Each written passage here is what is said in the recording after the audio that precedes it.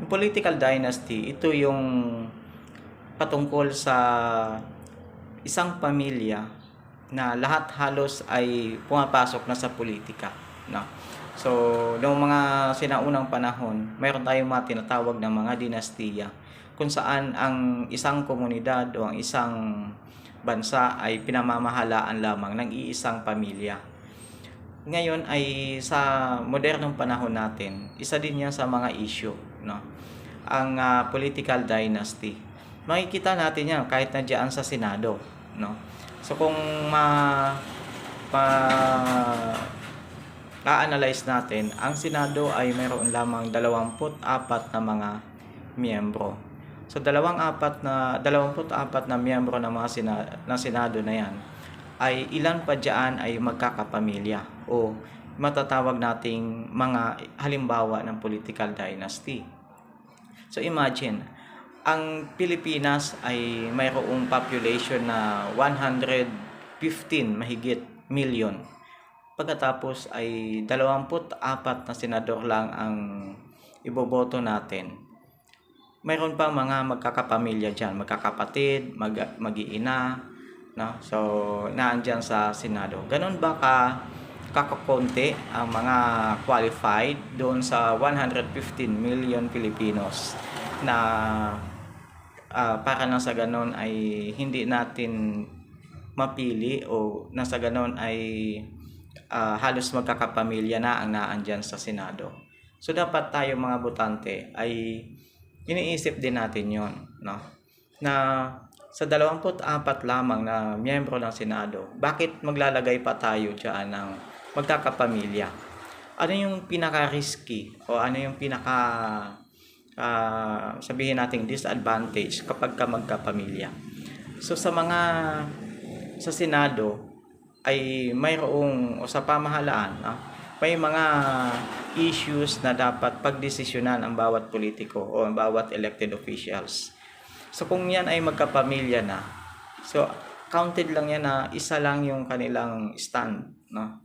So ibig sabihin, nawawala yung check and balance. Halimbawa, kung magkapatid yan sa Senado, kung ano yung paninindigan ng isa, alangan namang kontrahin ng kapatid. So hindi na. O kung mag-ina yan, kung anong paninindigan ng nanay at ano ang sasabihin ng nanay, siyempre susunod na rin yung anak. Kasi hindi magandang imahe kung magkukontrahan mismo yung magkapamilya na naandyan sa Senado. Kaya kung tayo ay botante, isipin natin, napakaraming mga nag-o-offer ng kanilang sarili, nag-o-offer ng kanilang serbisyo, nagbibigay ng kanilang kakayahan para maglingkod bilang senador o bilang kung anumang mga posisyon sa gobyerno. So bakit pipili tayo doon lamang sa mga pamilya-pamilya na yan?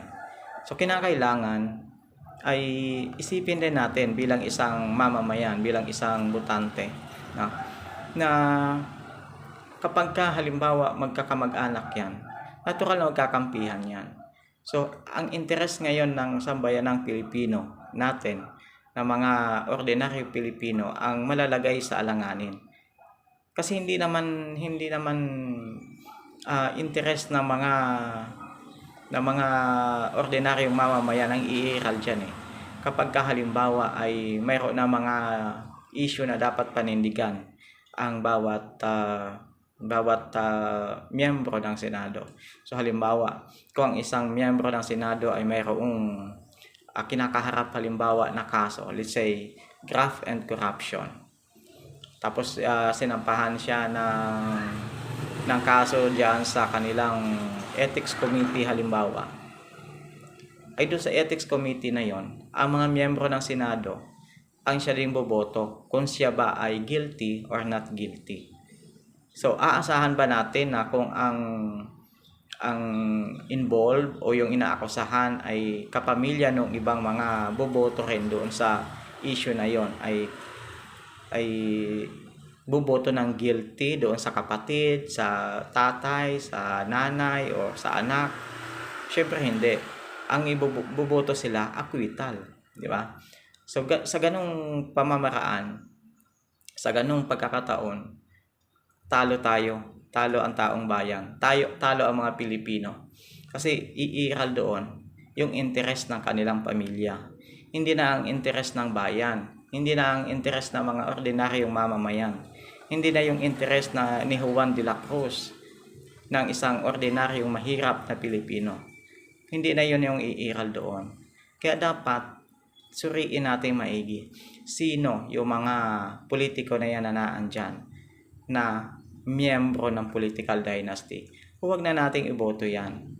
Sino yung mga miyembro ng sino yung mga kandidato na naandyan na kumakandidato laang dahil sikat.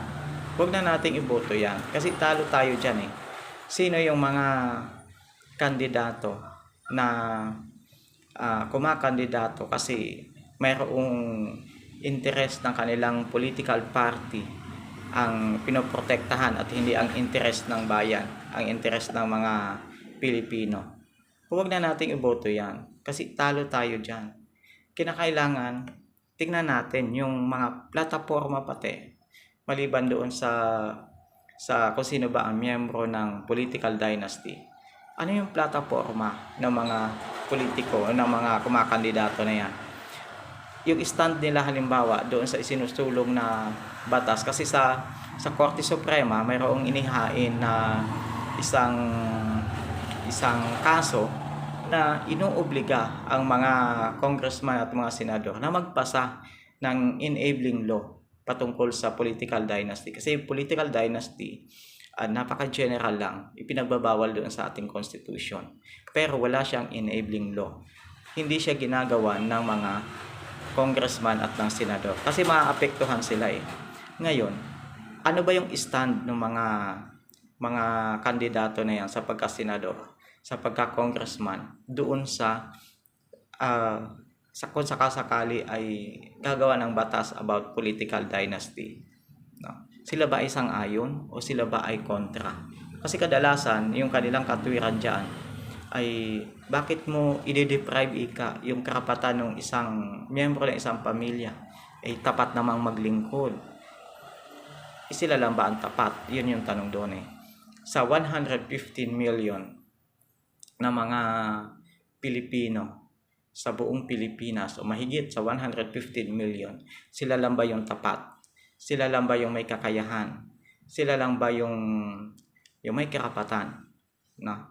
Ang daming mga kandidato na may kakayahan, may karapatan, hindi lang nabibigyan ng chance kasi wala silang name recall, hindi sikat ang pamilya, hindi sila artista, hindi sila anak ng mga politiko, wala silang yaman, pero may kakayahan sila. Hindi nabibigyan ng pagkakataon kasi nga ang focus ng social media, ang focus ng mainstream media ay doon lang sa mga bigati na politiko. Kasi minsan sila yung kayang maglabas ng pera para lang sa ganun ay punduhan yung kanilang mga kampanya. Sa ngayon ay bilyon-bilyon na ang ginagastos ng mga kandidato niya sa pagka-senador yung iba. Saan nila babawiin yan? Papaano nila babawiin yan? Hindi kayang tumbasan yan ng sweldo lang ng mga senador. So yun ang iisipin natin. Bakit gumagastos ng malaking pera yung mga senador na yan, yung mga kumakandidatong senador? Ano yung interest nila? At bakit hindi lang isang miyembro ng pamilya ang naandyan? Bakit naandyan na mayroon ng kapamilya dyan sa Senado, kakandidato pa uli? Mayroon pa uling dadagdag na ano yung interest na kanilang pinangangalagaan. So yun yung dapat natin tinitingnan. Hindi sa sinisiraan natin sila, pero dapat bilang isang electorates, bilang isang manghahalal, bilang isang Pilipino, responsibilidad kasi natin yon. Ang pagkakamali na ating iboboto, tayo din ang magsasuffer. Wala tayong dapat sisihin kung sino kung sabihin nating inutil o sabihin nating walang kwenta yung ating ibinoto. Kasi tayo yung nagboto eh. Tayo yung may kapangyarihan sa ngayon. So kung yung kapangyarihan natin na yun ay ginamit natin sa mali, ginamit natin sa hindi tama, mali yung ating naihalal So tayo din ang may pananagutan, tayo din ang may kasalanan. So kaya sa simula pa lamang, sa eleksyon pa lamang, dapat tama na yung ating pagdidesisyon, tama na ating pagboto. Hindi dapat tayo umaasa lang doon sa kung sino yung sinasabi ng ating mga political leader dyan sa ating komunidad. Sino yung sinasabing i-endorse ng ating mga paboritong artista. Sino yung mga ini-endorse yung kandidato ng mga sikat na politiko. No? Yung mga political leader natin.